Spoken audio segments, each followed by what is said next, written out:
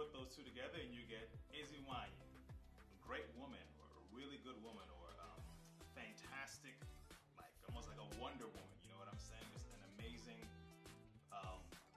individual who has a lot of great qualities, and a female individual, obviously, right? So Eziwanyi. Eziwanyi's names give them the power to be loyal, trustworthy, and very honest. Tag and share this video with all the Eziwanyis that you know. Thanks.